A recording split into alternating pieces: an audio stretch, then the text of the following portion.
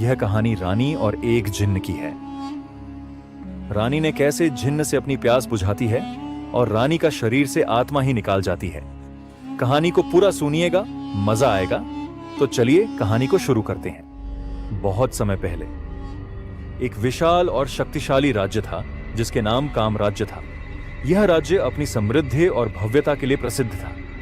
सोने से जड़े महल, हरियाली से भरे जंगल और सुख संपत्ति से भरा जीवन, यह सब इसे एक परीकथा जैसा बनाते थे।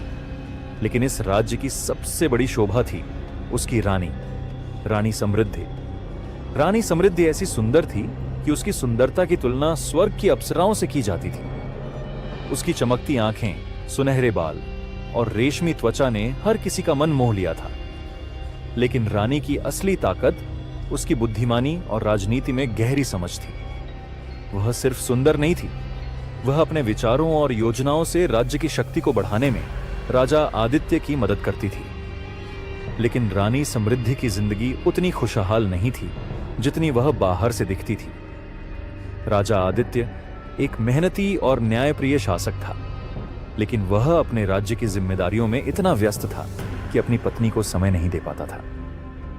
रानी के जीवन में एक अजीब सा खालीपन था। महल के अंदर भले ही हर विलासिता मौजूद थी, लेकिन रानी को वह सच्चा सुख नहीं मिलता था जिसकी उसे तलाश थी। उसकी रातें अकेली और ख्वाहिशों से भरी रहती थीं। वह अपने मन में अनगिनत इच्छाएं पालती थी, लेकिन वे कभी पूरी नहीं हो पाती थीं। महल की दीवारों के भीतर कुछ ऐसा था जो बाहर की दुनिया नहीं जानती थी।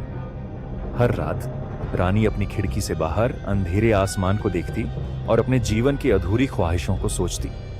महल के नौकर चाकर भी उसकी आंखों में छिपे दर्द को समझते थे, लेकिन कोई भी कुछ कहने की हिम्मत नहीं करता था। रानी का अकेलापन धीरे धीरे बढ़ता जा रहा था। उसे ऐसा लगता था जैसे उसकी आत्मा कहीं खो गई हो। उसे अपने अंदर एक अजीब सी बेचैनी महसूस होती थी जिसे वह समझ नहीं पाती थी। एक दिन रानी ने फैसला किया कि वह महल से बाहर निकलेगी। वह अपनी बहन राजकुमारी नैना के साथ जंगल की सैर पर गई।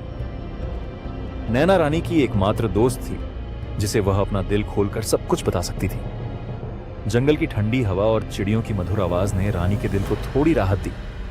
लेकिन अचानक उनकी नजर एक बूढ़े साधु पर पड़ी जो पेड़ के नीचे ध्यान में बैठा था। साधु की उपस्थिति रहस्यमय थी। रानी ने साधु से पूछा, हे साधु, तुम कौन हो और इस सुनसान जंगल में क्या कर रहे हो? साधु ने अपनी आंखें खोली और धीमे स्वर में कहा, हे रानी, मैं यहां नहीं बल्कि तुम्हारे भीतर की बेचैनी को देखने आया हूं। तुम्हारी आंखें जो कहती हैं वह तुम्हारा दिल नहीं समझ पाता। रानी समृद्धि साधु के शब्दों से अचंभित थी। वह ठिठक कर खड़ी हो गई और उसकी बहन नैना भी घबराई हुई थी। तुम मेरे दिल के बारे में इतना सब कैसे जानते हो? रानी ने संदेह से पूछा। साधु ने धीरे से मुस्कुराते हुए कहा, मैं साधारण इंसान नहीं हूं। मैं उन आत्माओं की आवाज सुन सकता हूं जो अधूरी इच्छाओं में बंधी रहती हैं। तुम्हारे मन की पीड़ा मुझे साफ दिखाई देती है। तुम जो चाहती हो वह तुम्हें कभी नहीं मिला और अब तुम उससे दूर भागने के लिए तैयार हो। रानी को यह सुनकर लगा कि साधु उसकी आत्मा के भीतर झांक रहा है। उसने अपने अभिमान को छिपाते हुए कहा, अगर तुम सब कुछ जानते हो तो बताओ कि मेरी इस बेचैनी का हल क्या है? साधु ने अपनी झोली से एक चमकीला चिराग निकाला। यह चिराग पुराना लग रहा था, लेकिन उसकी सतह पर अजीब सी चमक थी, जैसे वह किसी रहस्य को छुपा रहा हो। यह जादुई चिराग है, साधु ने कहा। यह तुम्हारी हर ख्वाहिश पूरी करेगा, लेकिन ध्यान रहे, हर ख्वाहिश की एक कीमत है। इसे इस्तेमाल करना आसान है, लेकिन इसका परिणाम समझना मुश्किल। रानी के चेहरे पर जिज्ञासा और लालसा उभर आई। उसने पूछा, यह कीमत क्या है? साधु ने गंभीर स्वर में जवाब दिया, तुम्हारी आत्मा का एक छोटा हिस्सा। हर बार जब तुम एक इच्छा मांगोगी, तुम्हारी आत्मा का एक अंश कम हो जाएगा। जितनी ज्यादा ख्वाहिशें, उतनी ही आत्मा का नुकसान। लेकिन मैं तुम्हें चेतावनी देता हूं रानी, यह चिराग तुम्हें अपनी इच्छाओं का गुलाम बना सकता है। रानी ने साधु की बातों को सुना, लेकिन उसकी इच्छाओं की गहराई इतनी अधिक थी कि उसने चेतावनी को अनदेखा कर दिया। उसने चिराग लिया और कहा, मैं तैयार हूं। साधु ने गहरी सांस ली और कहा, अब यह तुम्हारे ऊपर है। यह चिराग तुम्हें सुख दे सकता है या विनाश। मैं अपना कर्तव्य पूरा कर चुका हूं। रानी समृद्धि महल लौटा। उसने चिराग को अपने कक्ष में रख दिया और रात तक उसे देखती रही। उसकी बहन नैना ने चेतावनी दी, बहन, यह चिराग खतरनाक लग रहा है, तुम्हें इसे इस्तेमाल नहीं करना चाहिए। लेकिन रानी ने उसकी बातों को नजरअंदाज कर दिया। जब पूरी रात हो गई और महल सो गया, रानी ने चिराग को उठाया और उसे हल्के हाथों से रगड़ा। अचानक एक गहरे धुएं का गुब्बार उठा और कमरे में अंधेरा छा गया। धुएं के बीच से एक विशाल जिन्न प्रकट हुआ। उसका शरीर विशाल था और उसकी आवाज गूंजती हुई थी। हे रानी समृद्धि, मैं तुम्हारा सेवक हूं। जिन्न ने कहा, मैं तुम्हारी हर ख्वाहिश पूरी करूंगा, बस मुझे आज्ञा दो। रानी कुछ देर के लिए डर गई, लेकिन फिर उसने खुद को संभाला। उसकी आंखों में एक चमक आ गई।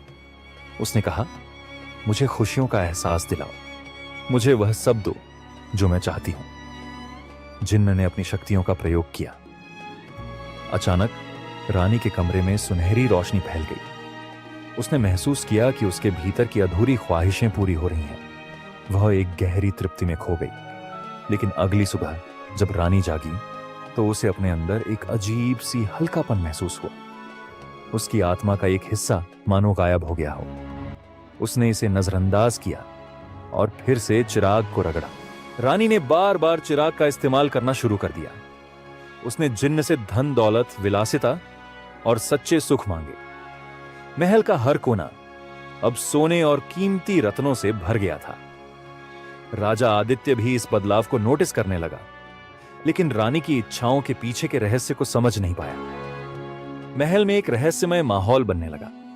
नौकर चाकरों को अजीब आवाजें सुनाई देती। रात को महल के गलियारों में परछाइयां चलती। रानी की इच्छाओं के कारण महल का वातावरण बदलने लगा था। हर ख्वाहिश के साथ रानी के अंदर का खालीपन बढ़ता गया। उसकी आत्मा धीरे धीरे खो रही थी। जिन्न हर बार चेतावनी देता, लेकिन रानी उसकी बातों को अनसुना कर देती। महल में अब सब कुछ बदल चुका था। हर कोने में ऐसी विलासिता थी जो किसी सपने से कम नहीं लगती थी। दीवारों पर सोने की नक्काशी, झूमर से गिरती हीरे की चमक और हर कमरे में असाधारण सुख साधन। महल अब एक जादुई दुनिया जैसा बन गया था। लेकिन इस चमक दमक के बीच डर भी फैलने लगा था। नौकर चाकरों ने कहना शुरू कर दिया था कि महल में अजीब घटनाएं हो रही हैं। रात के समय उन्हें ऐसा लगता जैसे कोई परछाई उनके पीछे चल रही हो। कभी कभी रानी के कमरे से किसी के रोने की आवाज सुनाई देती, लेकिन जब वे अंदर जाते तो रानी अकेली होती। राजा आदित्य ने भी रानी में बदलाव महसूस किया। उसकी आंखों की चमक गायब हो गई थी। वह ज्यादा समय अपने कमरे में बिताने लगी थी और बहुत कम लोगों से मिलती। एक रात रानी ने फिर से चिराग को रगड़ा। धुएं के बीच जिन्न प्रकट हुआ। मालकिन, जिन्न ने गंभीर स्वर में कहा, आपकी आत्मा का बड़ा हिस्सा पहले ही खत्म हो चुका है। हर इच्छा आपको अंदर से खाली कर रही है। मैं आपको चेतावनी दे चुका हूं, लेकिन आप रुकने का नाम नहीं लेती। रानी ने उसे घूरते हुए कहा, मुझे तुम्हारी चेतावनी की परवाह नहीं। मुझे मेरी इच्छाएं पूरी करनी है। मुझे खुशी चाहिए। इस बार रानी ने जिन्न से मांग की, मुझे वह खूबसूरती दो जो समय के साथ कभी न मिटे। मैं हमेशा जवान और सुंदर रहना चाहती हूं। जिन्न ने एक गहरी सांस ली और कहा, तुम्हारी ख्वाहिश पूरी होगी, लेकिन इसकी कीमत बहुत भारी होगी। जिन्न ने अपनी शक्तियों का इस्तेमाल किया। रानी की सुंदरता और बढ़ गई। वह अब और भी आकर्षक लगने लगी, लेकिन इस ख्वाहिश ने उसकी आत्मा का एक बड़ा हिस्सा छीन लिया। रानी को भी अपने अंदर एक बदलाव महसूस होने लगा। उसे लगता जैसे उसकी इच्छाओं के बावजूद वह अंदर से खाली होती जा रही है। वह जितना ज्यादा मांगती, उतनी ही अधूरी महसूस करती। एक रात रानी को एक अजीब सपना आया। उसने देखा कि वह एक सुनसान रेगिस्तान में खड़ी है। चारों तरफ कोई नहीं था। अचानक एक परछाई उसके पास आई और कहा, तुमने अपनी आत्मा का सौदा किया है। अब तुम अकेली हो। तुम्हारी इच्छाएं तुम्हें खत्म कर देंगी। रानी घबरा कर उठ गई। उसे पसीना आ रहा था, लेकिन उसने इसे केवल एक सपना समझा। कुछ समय बाद रानी को यह महसूस होने लगा कि उसकी खूबसूरती और विलासिता भी उसे खुशी नहीं दे पा रही। उसे डर था कि समय के साथ उसकी खूबसूरती मिट जाएगी और वह अकेली रह जाएगी। उसने जिन्न को फिर से बुलाया। मुझे अमृतत्व चाहिए, उसने कहा। मैं हमेशा के लिए जवान और अमर रहना चाहती हूं। मैं कभी ना मरूं और हमेशा दुनिया पर राज करूं। जिन्न ने एक पल के लिए चुप्पी साध ली। फिर उसने कहा, यह आखिरी ख्वाहिश आपकी आत्मा का बचा हुआ हिस्सा भी खत्म कर देगी। आप अमर तो होंगी, लेकिन आत्मा के बिना आप सिर्फ एक खाली शरीर बन जाएंगी। क्या आप इसके लिए तैयार हैं? रानी ने सोचा भी नहीं। उसकी लालसा इतनी गहरी थी कि उसने बिना किसी झिझक के कहा, मैं तैयार हूं। जिन्न ने अपनी शक्तियों का इस्तेमाल किया। कमरे में एक गहरा अंधेरा छा गया। रानी को लगा जैसे उसके अंदर से कुछ निकल रहा है। जब अंधेरा छटा तो रानी को महसूस हुआ कि वह अब अमर है। उसकी खूबसूरती और शक्ति अब हमेशा के लिए थी। लेकिन जल्द ही रानी को एहसास हुआ कि जिन्न ने जो कहा था वह सच था। वह अमर तो हो गई थी, लेकिन उसकी आत्मा अब पूरी तरह खत्म हो चुकी थी। वह अंदर से पूरी तरह खाली थी। उसे अब किसी भी चीज में खुशी नहीं मिलती थी। महल अब पूरी तरह शापित लगने लगा। नौकर चाकरों ने महल छोड़ दिया। राजा आदित्य भी रानी के अजीब व्यवहार से परेशान होकर उससे दूर रहने लगा। रानी अकेली हो गई। वह अमर थी, लेकिन यह अमृतत्व अब एक श्राप बन गया था। हर रात वह महल के गलियारों में भटकती रहती, अपनी खोई हुई आत्मा की तलाश में। आज भी उस राज्य में रानी समृद्धि का महल खड़ा है। लोग कहते हैं कि रात के समय वहां रानी की आत्मा की आवाजें सुनाई देती हैं। वह हर आने वाले को चेतावनी देती है, इच्छाओं पर काबू रखना सीखो। अगर तुम अपनी लालसाओं को नियंत्रित नहीं करोगे तो वे तुम्हें खत्म कर देंगी, जैसे उन्होंने मुझे खत्म कर दिया।